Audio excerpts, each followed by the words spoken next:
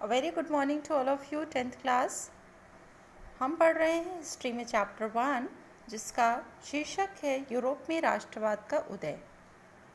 अभी तक हमने पढ़ा कि किस प्रकार राष्ट्रवाद ने जर्मनी के एकीकरण, इटली के एकीकरण और ब्रिटेन के राष्ट्र राज्य के उत्थान के रूप में उत्थान में अपना सहयोग दिया। आज हम पढ़ेंगे राष्ट्रवाद और साम्राज्यवाद, यानी किस प्रकार राष्ट्रवाद ने साम्राज्यवाद के विस्तार को बढ़ावा दिया। 19वीं सदी के अंतिम दशकों में सभी यूरोपीय शक्तियों ने साम्राज्यवाद की ओर रुख किया। साम्राज्यवादी उद्देश्यों की प्राप्ति के लिए उन्होंने राष्ट्रवादी आकांक्षाओं का इस्तेमाल किया। 1871 के बाद यूरोप में बाल्कन क्षेत्र, जहां पर व्यापक जातीय व भौगोलिक भिन्नताएं थीं, गंभीर राष्ट्रवादी तनाव का कारण बन गया।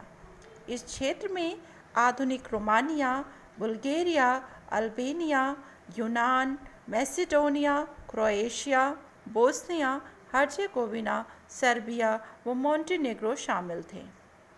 इस क्षेत्र के निवासियों को स्लाव कहा जाता था। वह बाल्कन का एक बहुत बड़ा हिस्सा ऑटोमन साम्राज्य के नियंत्रण में था।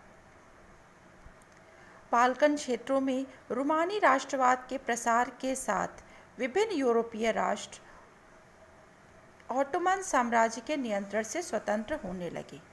रोमानी राष्ट्रवाद के विषय में हमने अपने पिछले वीडियो में बात की थी, यानी कि वह राष्ट्रवादी भावनाएं, वह राष्ट्रवाद का वह स्वरूप जिसमें भावनात्मक अभिव्यक्ति को ज़्यादा महत्व दिया जाता है।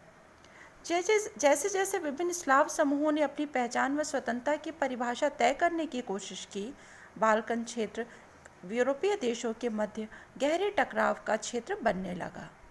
यूरोपीय महाशक्तियाँ रूस, जर्मनी, इंग्लैंड, ऑस्ट्रिया हंगरी आदि बाल्कन क्षेत्र पर अपने प्रभाव को बढ़ाने की प्रतिस्पर्धा में शामिल हो गईं। यह प्रतिस्पर्धा कालांतर में प्रथम विश्व युद्ध के रूप में सामने आई। साम्राज्यवाद से जुड़कर राष्ट्रवाद ने 1914 में यूरोप को महाविनाश की ओर ले जाने में महत्वपूर्ण भूमिका निभाई। विश्व के अनेक देश, जिन्हें 19वीं सदी में यूरोपीय देशों ने अपना उपनिवेश बनाया था, इनके साम्राज्यवादी प्रभुत्व का विरोध करने लगे। उपनिवेशों में साम्राज्यवादी देशों के विरुद्ध राष्ट्रवादी आंदोलन प्रारंभ हो गए, जो राष्ट्र राज्य के निर्माण के लक्ष्य को प्राप्त करने के लिए संघर्षरत थे। इस प्रकार औपनिवेशिक देशों में राष्ट्रवादी भावनाएं साम्राज्यवादी प्रभुत्व के फलस्वरूप उत्पन्न हुईं। संक्षेप में हम कह सकते हैं कि यूरोप में राष्ट्रवाद के उदय ने न केवल यूरोप में राजतंत्र का अंत कर नवीन राष्ट्र राज्यों की स्थापना की, अपितु पूरे विश्व में साम्राज्यवाद व उपनिवेशवाद को भी बढ़ावा दिया। इसके परिणाम स्वरूप विश्व को 2 महायुद्धों का भी सामना करना पड़ा। इस प्रकार बच्चों, ये लास्ट टॉपिक था हमारे इस चैप्टर का। हम एक छोटा सा रिव्यू दे देते हैं अपने चैप्टर को, जो है कि हमने अभी तक इस चैप्टर में क्या क्या पढ़ा। 1789 ईस्वी में फ्रांस की क्रांति नेपोलियन के नेतृत्व में हुई, जिसके परिणाम स्वरूप यूरोप में उदारवादी राष्ट्रवाद का प्रारंभ हुआ।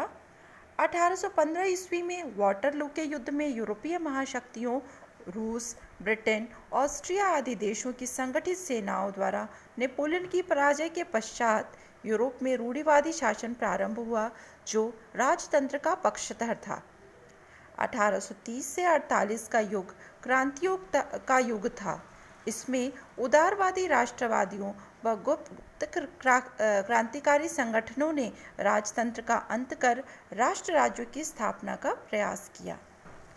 इन क्रांतिकारी आंदोलनों के परिणाम स्वरूप 1861 ईस्वी में इटली का एकीकरण संपन्न हुआ। 1871 में जर्मनी का एकीकरण हुआ। 1801 में ब्रिटेन ने भी स्वयं को राष्ट्र राज्य के रूप में घोषित कर दिया। अंत में हम राष्ट्रवाद के फलस्वरूप यूरोपीय देशों द्वारा साम्राज्यवाद का प्रसार हुआ, अर्थात यूरोपीय राष्ट्रवाद ने साम्राज्यवाद व उपनिवेशवाद को जन्म दिया। इसी के साथ आज का हमारा ये चैप्टर यहीं ख़त्म होता है। आपको इस चैप्टर से रिलेटेड कोई भी डाउट हो, कोई भी प्रश्न पूछने हो तो आप अवश्य पूछिए। अब अगले वीडियो में हम अपना नेक्स्ट चैप्टर हिस्ट्री का स्टार्ट करेंगे। आज के लिए इतना ही। Thank you so much.